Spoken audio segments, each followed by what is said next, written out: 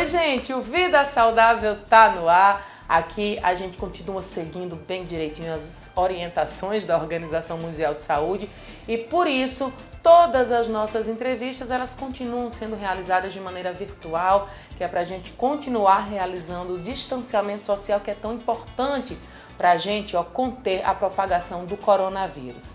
No programa de hoje a gente vai falar sobre a campanha do Fevereiro Roxo, que é uma campanha de conscientização a respeito de algumas doenças, o Alzheimer, a fibromialgia e também o lúpus. Nesse programa de hoje a gente vai destacar a fibromialgia. Para isso a gente convidou Jeane Medeiros, ela que sofre de fibromialgia e vai explicar para a gente como é conviver com essa síndrome. Tem também a participação de Rafael Costa, reumatologista, e Rodrigo Pegado, fisioterapeuta, falando sobre os novos tratamentos para conter a dor crônica, que é uma das características tão presentes na síndrome de fibromialgia. Então não sai daí que o Vida Saudável volta logo depois do intervalo. Até já!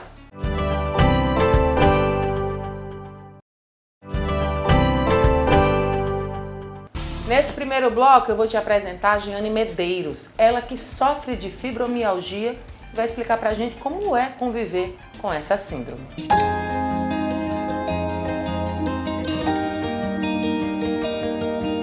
A fibromialgia é uma síndrome comum a todas as pessoas, entretanto, 7 a cada 10 pacientes são mulheres. Pois é, as mulheres acabam sofrendo muito mais dessa síndrome. E quem vai falar sobre esse assunto aqui com a gente, novamente, Jeane Medeiros, ela que encampava aí uma associação, a Asfibro. Ela vai contar um pouco do que aconteceu com essa associação e também relatar de todos os percalços que é conviver com a fibromialgia. Tudo bom, Jeane, com você? Tudo indo bem, À medida do possível, quando a gente não está em crise, a gente está um pouco melhor. Mas com fé em Deus, E crendo que tudo vai ficar muito bem após essa pandemia. Jeane, você teve todo um trabalho aí junto à Associação Asfibro e eu queria que você começasse a falar para a gente como é que é hoje a realidade do paciente, diagnosticado com fibromialgia aqui no Rio Grande do Norte. Nossa situação, de quando eu comecei em 2019 até o momento, não mudou, Infelizmente, ainda para completar, teve a pandemia, Então, assim, se já era difícil antes, agora está insustentável, Muita gente precisando de médico e não tem acesso ao médico, Sem tomar medicação, porque também não tem como passar pelo médico. Então, assim, tem muita gente em crise. Muita gente em crise. Eu cheguei a socorrer alguns pacientes, assim, com situações bem delicadas de depressão, Que se não fosse essa rede de apoio que a gente conquistou, Graças à nossa reivindicação, à nossa luta, mostrar a cara e pedir ajuda, A gente não teria como ajudar essas pessoas nesse momento em que elas precisam. A gente precisa, sim, desse amparo público, Urgente.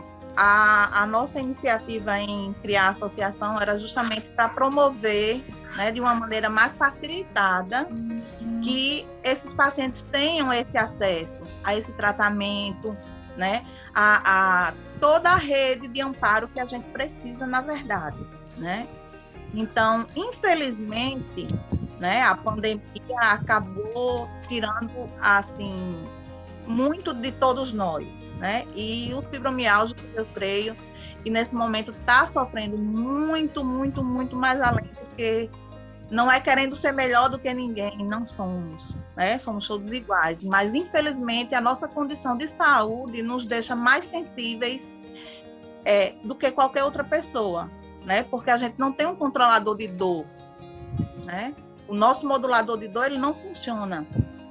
Então, tudo que dói em você, em um paciente com fibromialgia, ele triplica, multiplica milhões de vezes, entendeu? Então, assim, é bem, bem difícil mesmo a gente mensurar, o tamanho de uma dor. Eu não posso dizer que a minha dor é maior ou menor do que a do outro. O que é que compreende o tratamento de uma pessoa com fibromialgia? a gente precisa de muitas coisas, assim, não adianta você ter a medicação e não ter a terapia, não ter a alimentação adequada, né? Não ter a fisioterapia, não ter o acompanhamento médico necessário, né? A gente precisa, sim, dessa rede de apoio. E a empatia, né, de quem convive com a gente, da sociedade em geral, porque é muito difícil você, com dor, ter que enfrentar uma fila e os olhares das pessoas, né, discriminando, lhe apontando, né, questionando. Não, mas você não tem cara de quem está doente, né? Você está saudável.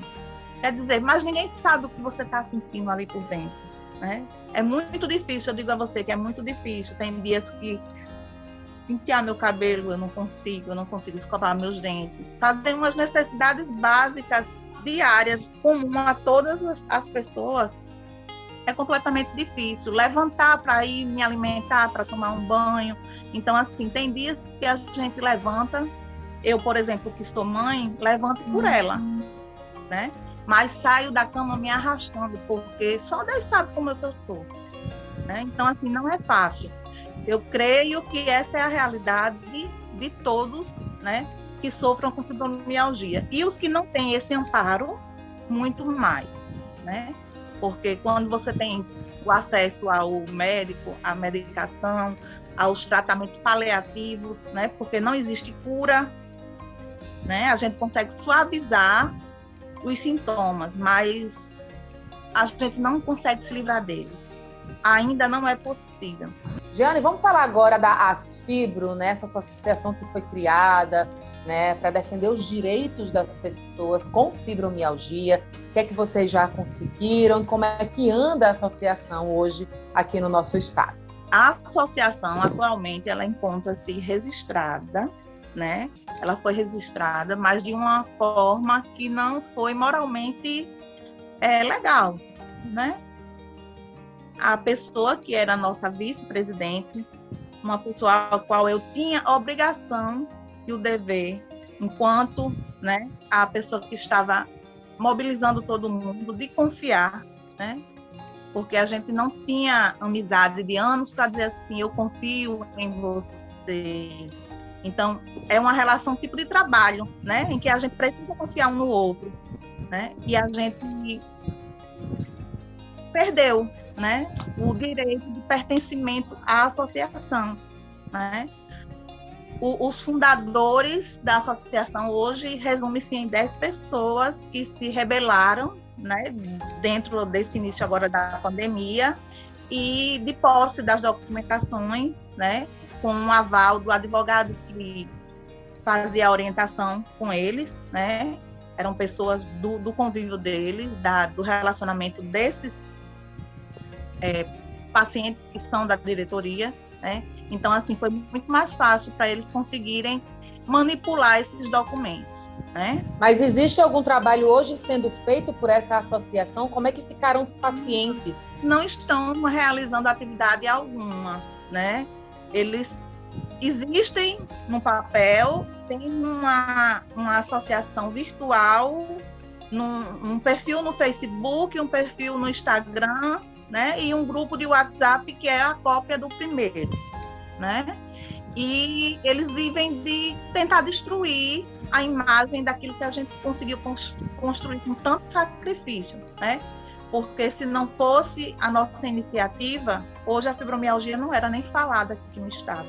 A gente traz aqui o tema do nosso programa, que é o Fevereiro Roxo, que é esse mês dedicado a doenças que ainda não tem, né? A ciência não descobriu as causas, que é o Alzheimer, o lúpus e também a fibromialgia. Existe o dia 12 de maio, né, que vocês fazem essa conscientização oficialmente da fibromialgia, mas o Fevereiro Roxo ele também chega para contribuir ainda mais, para tentar fortalecer essa rede de apoio que é tão necessária, né, para os pacientes, né, e para os familiares desses pacientes que sofrem de fibromialgia. É um momento bom, né? Sempre é um momento bom para a gente falar a respeito. Todo dia é dia da gente falar, não só sobre a fibromialgia, mas sobre todas as doenças, né? A gente precisa ter um respeito pelas pessoas, né? Pela necessidade do outro. A gente agradece, né? A solidariedade das pessoas em falar né, das nossas necessidades também no mês de fevereiro, mas que elas falem no mês de abril, de março, de maio, de junho, o ano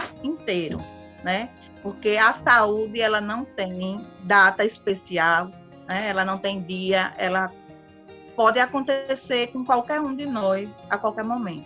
Queria que você deixasse aqui para a gente o seu contato, para o pessoal que está em casa, de repente, quiser falar com você, conhecer um pouco mais das suas vivências, né? Também poder trocar experiências a respeito da fibromialgia. A oportunidade é essa de você deixar o seu contato e eles terem acesso a isso. A associação, ela não morreu, né?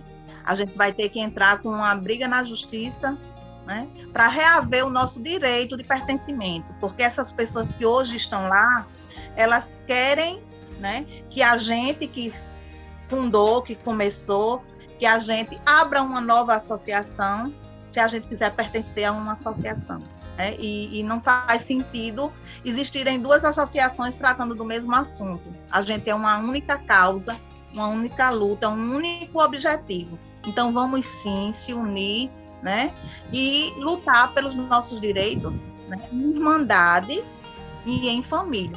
É isso que a gente precisa.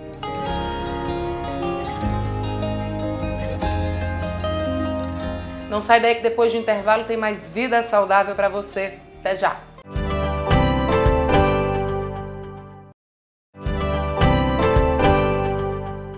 Claro que a gente também convidou um reumatologista para falar a respeito dessa doença, né, dessa síndrome, na verdade, e quais são os sintomas mais característicos e também as formas de tratamento. Nesse segundo bloco você acompanha, então, uma entrevista com Rafael Costa. A campanha de conscientização do Fevereiro Roxo destaca algumas doenças como o lúpus, o Alzheimer e a fibromialgia. No programa de hoje, você já sabe, a gente está falando sobre fibromialgia e para isso eu convidei o reumatologista Rafael Costa. Seja bem-vindo, doutor Rafael. Tudo bom? É um prazer estar participando aqui do programa. Doutor Rafael, para começar, né, de uma maneira didática, o que é a fibromialgia? Talvez a forma mais fácil de explicar, né, seria em dois aspectos. É uma síndrome de dor crônica, ou seja, ela é marcada pela dor persistente crônica acima de 3 meses. E como é que essa dor se desenvolve? É como se o cérebro dessas pessoas fosse hipersensível, ou seja, ele interpreta os estímulos nociceptivos, ou seja, os estímulos de tato ou calor, como dor, né? De uma forma diferente das outras pessoas da sociedade. Então, hoje a gente já sabe que as pessoas que desenvolvem fibromialgia têm alterações neurosensoriais diferentes dos demais. O que é que são as mulheres as mais atingidas? Ela tem uma relação muito importante com os hormônios, né? Os hormônios, eles acabam, principalmente durante o ciclo, é um ponto gatilho para esse quadro de dor. Uma forma fácil de entender alguns aspectos da fibromialgia, eu sempre procuro comparar com a enxaqueca, que é bem mais conhecida e bem mais divulgada. Então, assim como esta, também tem uma associação muito importante com o ciclo hormonal, o que faz que essa proporção homem e mulher seja de 1:9, embora recentemente esteja caindo. Talvez os homens estejam entrando em processos de maior estresse e situações que as mulheres já enfrentavam há mais tempo, né? Hoje a mulher é cobrada em casa, no trabalho, então são pessoas que têm uma vida bem mais atribulada. Então, como diante dos processos de igualdade, está diminuindo essa diferença. Doutor, basicamente os sintomas são a dor crônica, é isso mesmo? Eu gosto de caracterizar um pouco mais. Dor com mais de 3 meses, né? Então, o que às vezes dificulta um diagnóstico mais precoce, porque entre características tem esse tempo de 3 meses. E aí eu colocaria alguns aspectos. Alteração do sono é extremamente importante. Fadiga persistente também é característica. Alterações de teor psíquico, ou seja, do humor, né? Depressão, ansiedade. E também colocaria assim, os pacientes se sentem às vezes com esquecimento, alterações de dificuldade de estudar, o que faz que eles procurem uma diversidade de profissionais antes de chegar no reumatologista, dificultando o diagnóstico precoce. O diagnóstico, ele é feito por meio de descarte, né? Você vai descartando as outras possibilidades até chegar, né, ao diagnóstico da fibromialgia. E é o reumatologista sempre que consegue esse diagnóstico? A ideia, inclusive, dos trabalhos de divulgação, né, é que a fibromialgia evolua como outras doenças, que os pacientes conhecendo, eles tenham uma iniciativa maior de procurar o médico relacionado. Mas a fibromialgia mudou muito nos últimos 25 anos. Inclusive, ela passou a não ter mais essa obrigatoriedade de ser um diagnóstico de exclusão. Hoje, se você tiver dentro dos sintomas diagnósticos, você tem fibromialgia, embora você possa ter fibromialgia e outra doença.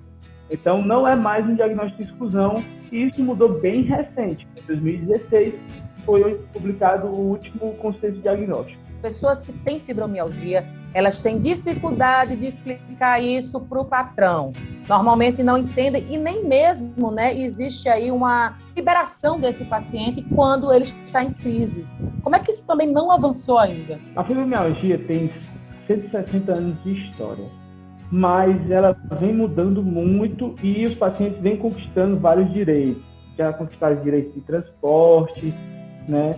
Mas essa questão do trabalho, que é extremamente comprometida entre os pacientes fibromialgicos, ainda está muito em atraso, né? E precisa ser revista toda a forma pericial, para que tenha um maior reconhecimento dessa situação, tanto passando para os patrões, como passando também para os colegas que exercem as funções periciais, para possibilitar, né, pelo menos um tempo em que o paciente procure o controle, né, garantindo que o paciente também esteja em tratamento. Mas, assim, eu sempre busco muito afastamentos temporários até o controle melhor da doença. Às vezes eu consigo, né, por descrições, né, tento deixar bem claro que o paciente não tem condição. Mas existe muitos casos em que é visto como preguiça, como o paciente está inventando sintomas, como não tem nenhum exame laboratorial e nem radiológico que caracteriza a doença, fica difícil, às vezes, para provar para o patrão. Mas se a gente consegue provar enxaqueca, se a gente consegue provar depressão, bipolaridade, a gente também deve provar fibromialgia. Vamos falar de tratamento agora? Eu sei que não é só medicamentoso, até porque essas pessoas precisam até de uma reabilitação. Hoje, o que está sendo mais indicado, né, para o tratamento de pessoas com fibromialgia? A educação é o primeiro ponto de tripé. O segundo ponto vai entrar a atividade física, certo? Geralmente, a aeróbica tem maior comprovação. Só que tem que ver que tem que ter uma atividade física um pouco diferenciada, com pouco impacto, com evolução diferente dos outros pacientes, vai começar mais lentamente. Isso geralmente a gente manda para os colegas educadores físicos para fazer uma evolução mais lenta para que não torne um desencadeador de crise. E o terceiro é a parte psicológica, e nesse caso se destaca a TCC, né, que é a psicoterapia cognitivo-comportamental, que tem mostrado excelentes resultados. A farmacológica, ela é muito voltada para os sintomas dos pacientes. Então, vai compor de alguns medicamentos psicotrópicos para controle da dor e controle do humor, e medicamentos para melhora do padrão do sono. A tendência é que, com a melhora do padrão do sono, a própria fadiga venha a regredir, né? E com a orientação que a gente deu, o paciente vai se adaptando pouco a pouco e voltando a melhorar o seu estado cognitivo, ansioso ou depressivo. Aproveita então, doutor Rafael, deixa suas redes sociais aqui para o pessoal que está em casa que de repente tem alguma dúvida, né, possa entrar em contato com você. Ótimo. Geralmente eu me comunico bastante com meus pacientes. A principal rede social aberta que eu tenho é o Instagram, Rafael Costa, reumatologista. E geralmente muitos pacientes entram em contato, muitos que eu não conheço pessoalmente ou que eu já acompanhei durante certo momento. E meu e-mail é rafael.wesley, SHESLEY, @gmail.com. Então, nessas redes sociais, você vai conseguir trocar informações e o que eu puder ajudar, estarei à disposição.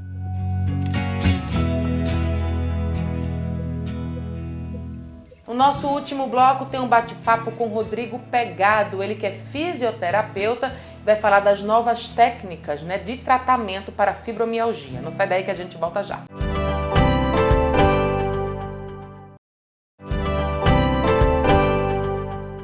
Bom, então vamos conhecer Rodrigo Pegado, fisioterapeuta, ele que está encampando pesquisas, né, desenvolvendo novas formas de tratamento para a síndrome de fibromialgia.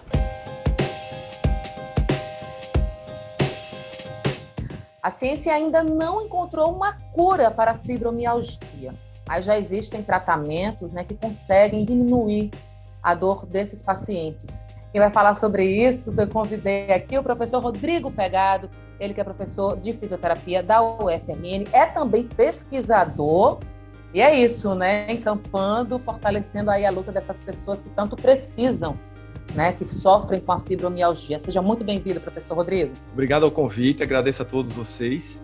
É um prazer falar aqui de um tema tão interessante, tão importante para muitas pessoas, muita gente, né, muitas mulheres, principalmente, que lidam com a fibromialgia no dia a dia. Talvez esclarecer alguns pontos e dar algumas opiniões, né, de melhora para o tratamento delas. Quais são os tratamentos mais comuns, né? O que é que o paciente com fibromialgia ele tem que ter ali no dia a dia dele para conseguir diminuir essa dor crônica? A fibromialgia é uma doença crônica, né, não tem cura, mas é tratável e controlável. Então, para ter um controle da fibromialgia, primeiramente é necessário ter dentro da família, dentro do trabalho, né, um suporte. Então, o suporte começa tudo pelo suporte. Então, o paciente ele tem que ter o suporte da família, tem que ter acesso, né, aos meios de saúde, seja clínica, seja hospital, seja um tratamento de reabilitação, né, reabilitação cognitiva, reabilitação física, certo?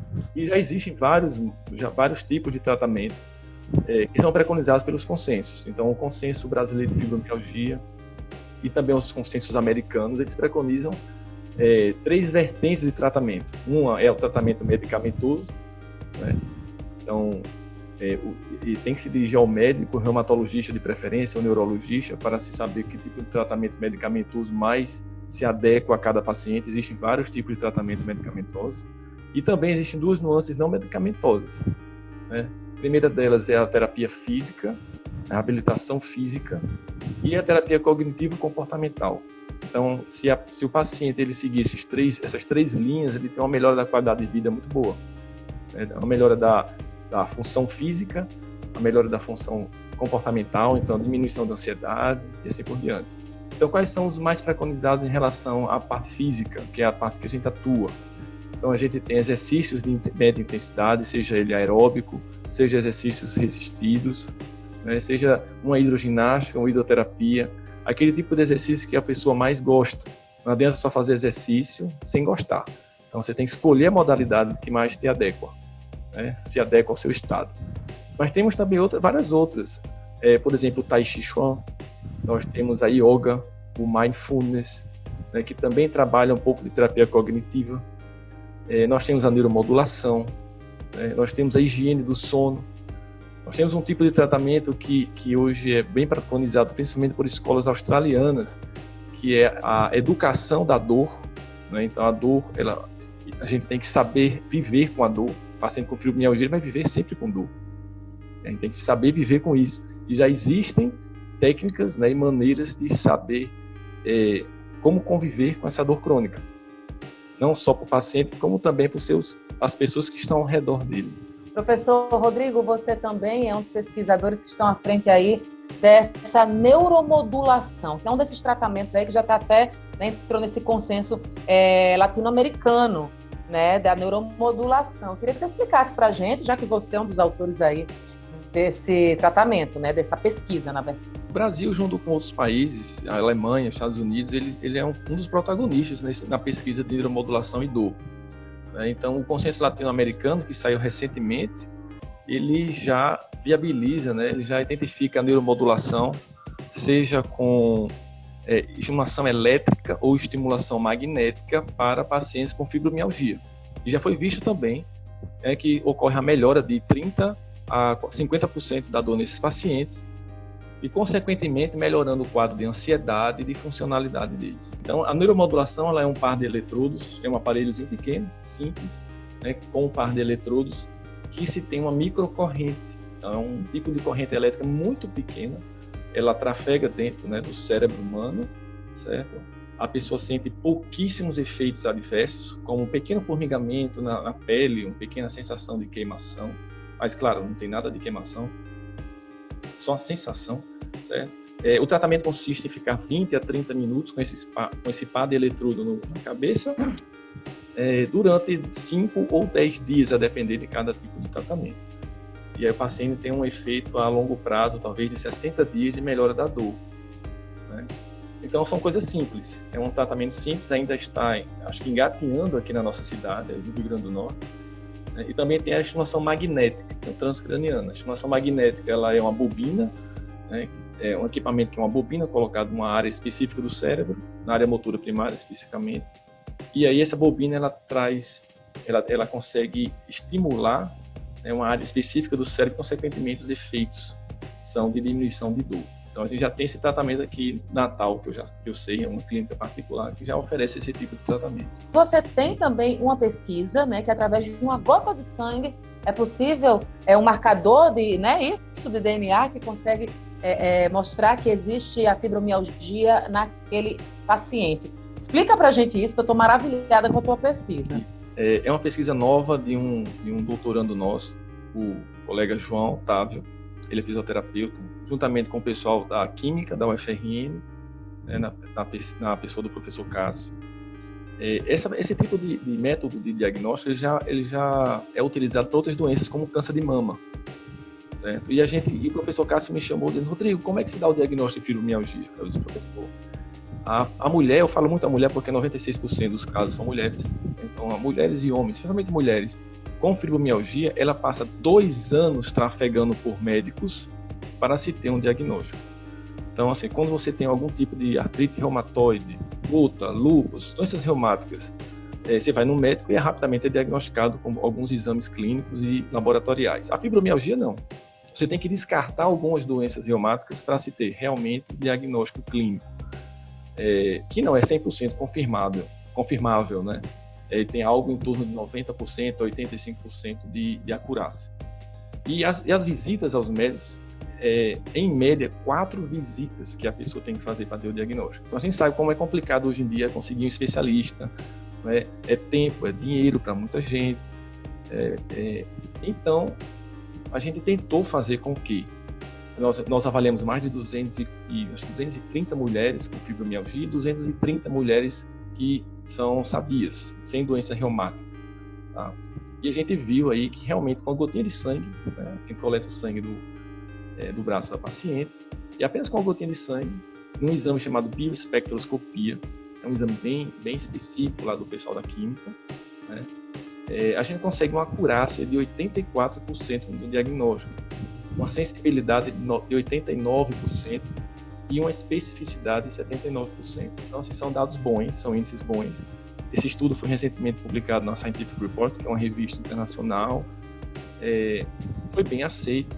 E aí algumas outras pesquisas adiante, né, que nós temos em mente, é melhorar essa sensibilidade e essa acurácia. Então, quanto é um exame desse? Você pode perguntar algo em torno de R$6, R$7, né? Se for colocado no sistema único, sai mais ou menos por esse preço, talvez menos. Então, é muito barato, né, para um diagnóstico confiável da síndrome. Professor, ainda falando desses tratamentos, hoje o Sistema Único de Saúde, ele oferece, né, esse apoio, esse tratamento específico para os pacientes de fibromialgia? Dentro do Sistema Único, nós temos um médico reumatologista, né, que é um especialista, pode ser encaminhado para esse profissional, então para diagnóstico, né, e acompanhamento. E também nós temos a terapias complementares de saúde, né, que foi reconhecido pelo SUS e que, inclusive, a UFRN tem uma proposta de um centro de terapias complementares que podem também fazer parte do tratamento desses pacientes. Uma coisa interessante é que, para o Ministério do Trabalho, a fibromialgia ela não pode ser reconhecida como uma doença, uma síndrome, para afastamento do trabalho a longo prazo ou aposentadoria. Então, em termos legais, né, de normas técnicas jurídicas, a fibromialgia ela não está dentro desse escopo. É uma luta das associações das fibromialgicas e o reconhecimento jurídico, né, mais forte dessa síndrome e das repercussões funcionais que ela ocasiona.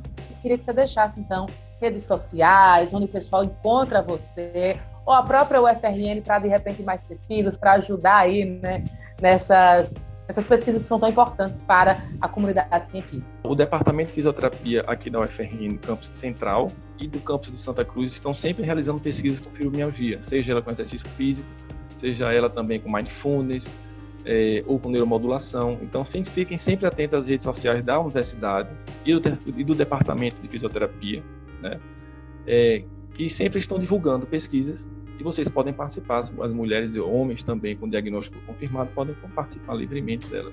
A minha rede social, a gente tem o Facebook, né, Rodrigo Pegado, também tem o meu e-mail, rodrigopegado@gmail.com. Eu sempre recebo e-mail de várias pacientes que participaram das pesquisas, apenas para conversar. Semana passada eu recebi um telefone de 15 minutos de uma ex-paciente nossa de alguma pesquisa, só para conversar com ela um pouquinho. Às vezes uma boa conversa melhora a dor do paciente.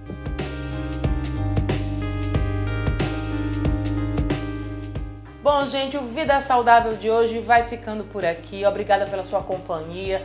Não esquece, se puder, fique em casa, use máscara, não esquece o álcool gel, para que em breve a gente consiga novamente estar pertinho do outro. Até a próxima semana.